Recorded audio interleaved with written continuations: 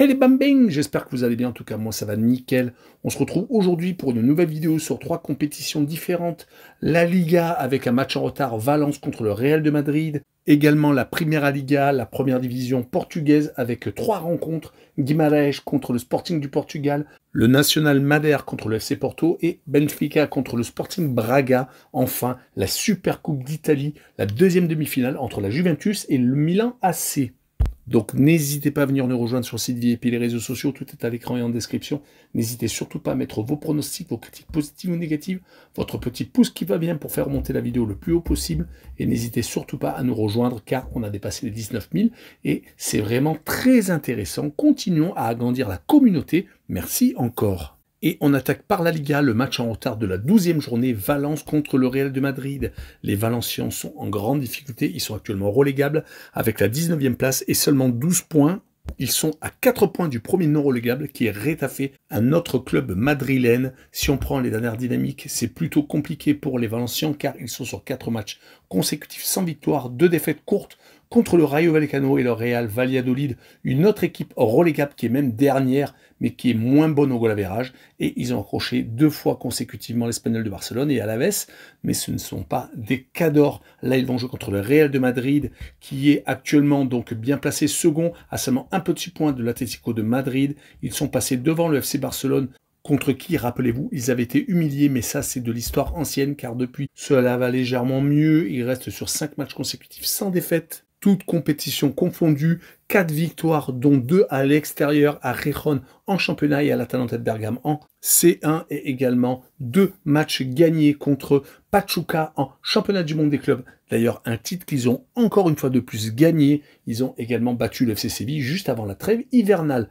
Avec ce match en retard, ils repasseraient en tête, même si l'Atlético de Madrid a un match en moins.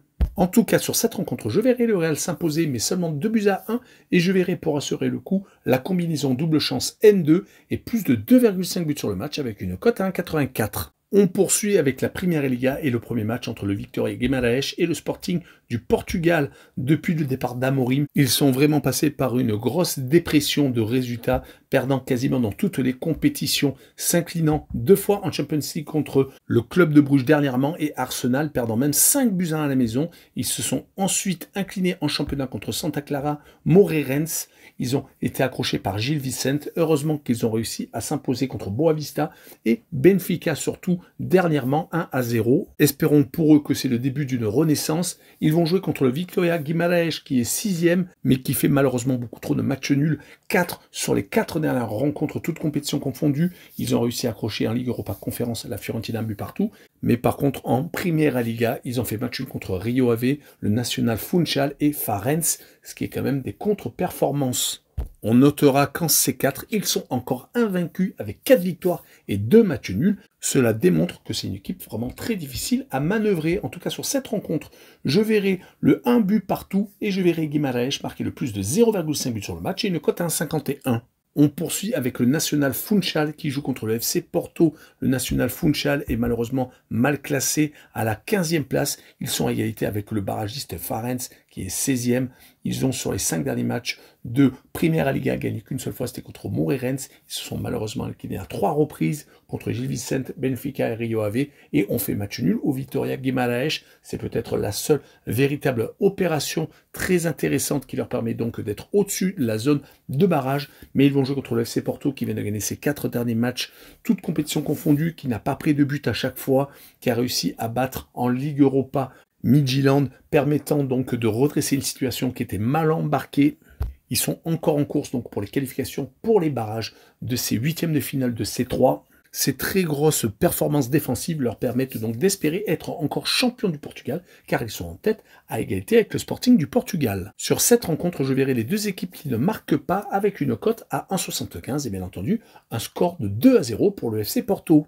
On enchaîne avec le 3e match portugais Benfica contre le Sporting Braga, le 3e qui accueille le 5e.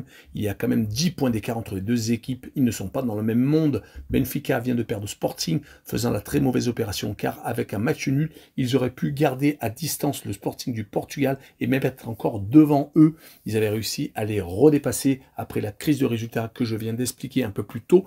Les benfiquistes restaient sur 9 matchs consécutifs sans défaite En Ligue des Champions, ils se sont imposés à Monaco, ont fait match nul contre Bologne et sont encore dans la course pour se qualifier pour les huitièmes de finale par les barrages. Mais c'est une équipe qui reste impitoyable à la maison car elle a gagné ses 8 réceptions. Elle va jouer contre le Sporting Braga qui est donc à 10.2, qui vient de perdre contre Casa Pia 2-1 à la maison, qui sur les 5 derniers matchs, toutes compétitions confondues, n'a gagné qu'à une seule reprise, c'était à Santa Clara, a fait 2 matchs nuls et malheureusement a perdu 2 fois, dont une contre la AS Roma en Ligue Europa, où ils sont malheureusement mal partis avec seulement 7 points actuellement. Sur cette rencontre, je verrai Benfica s'imposer 2-1 et je verrai les deux équipes qui marquent avec une cote 1,74. Et on finira avec le choc en demi-finale de la Supercoupe d'Italie entre la Juventus de Turin et l'AC Milan. Le vainqueur rejoindra l'Inter de Milan qui vient de battre l'Atalanta de Bergame 2-0. La vieille dame vient de se faire accrocher par la Fiorentina et est actuellement 6e en Serie A. Ils sont malheureusement décrochés des places pour être champions d'Italie.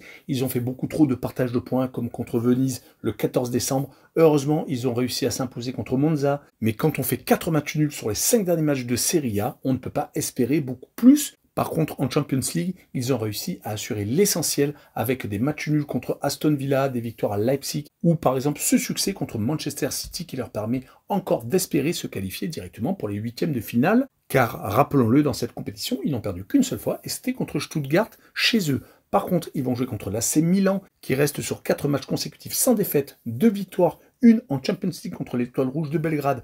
D'ailleurs, dans cette compétition, ils ont redressé la situation avec 4 succès consécutifs, qui étaient très mal embarqués. Puis en Serie A, ils viennent de se faire accrocher par le Genoa et par la AS Rome, ce qui fait qu'ils sont actuellement 8e, et avec 2 victoires, 2 matchs nuls et une seule défaite sur les 5 derniers matchs, c'est beaucoup trop peu pour suivre le rythme de Naples, de l'Atalanta de Bergame et de l'Inter de Milan. Mais vu que ces deux équipes, quand elles jouent l'une contre l'autre, ont tendance à plutôt s'accrocher, je verrai sur ce match-là un 0-0 et je verrai le moins de 3,5 buts combiné à la double chance 1N, car la Juve est considérée comme équipe à domicile avec une cote à 1,71. Voilà, on en a fini avec cette vidéo. N'hésitez pas à venir nous rejoindre. Tchou les bambins!